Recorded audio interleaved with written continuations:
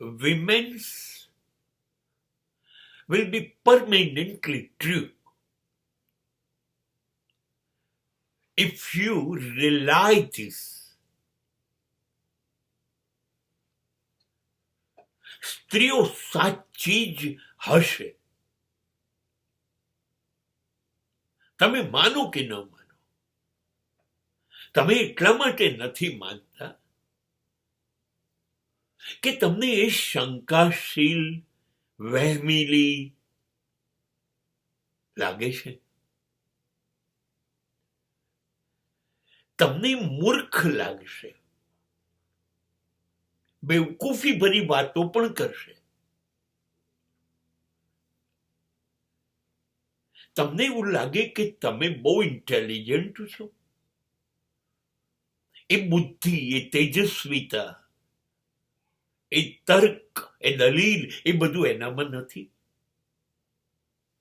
સાચું છે. એટલે તમે માનો છો કે ના, સ્ત્રી સાચી ન હોઈ શકે. આ પુરુષ માને છે. પણ સાચું કહું,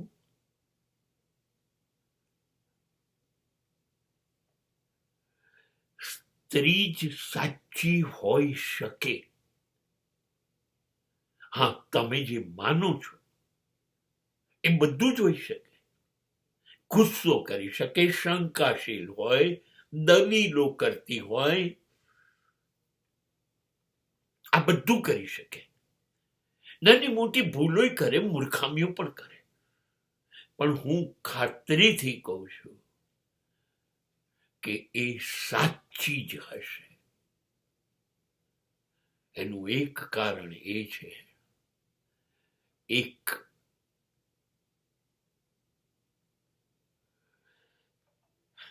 કે સ્ત્રી એ ભરોસો કરી શકે છે. તમે ના તોડો ત્યાં સુધી, અને તમે શરૂઆત કરશો, હા, પછી એ બધું જ જે તમે માનો છો એ શરૂ કરી દેશે.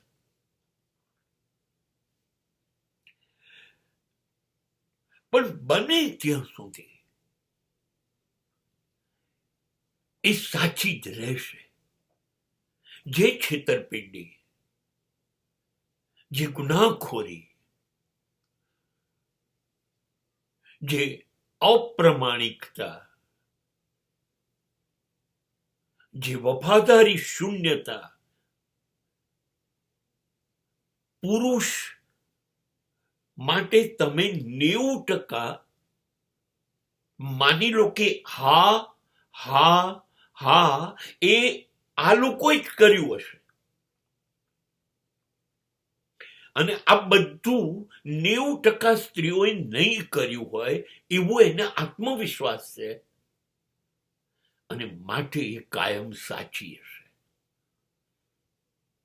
બીજી એક વાત એ છે, સિક્સ્થ સેન્સ, છઠ્ઠી ઇન્દ્રિય હોતી જ નથી. 5 જ હોય, પણ સ્ત્રી પાસે છઠ્ઠી ઇન્દ્રિય હોય છે, જે જોયા વગર જોઈ શકે, સાંભળ્યા વગર એને સંભળાઈ જાય. તમે બોલો નહીં તોય એને ખબર પડી જાય. તમે શું કરશો, શું કરીને આવ્યા છો, બધું જ એને અચૂક ખબર પડી જાય. એની છઠ્ઠી ઇન્દ્રિય એને ક્યારેય દગો દેતી નથી. અને માટે એવું કહેવાય છે કે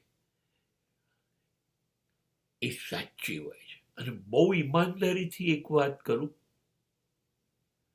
ભરોસો નહીં બેસે આ વાત પર. અઘરું છે, પણ શરણાગતિ સ્વીકારી લો.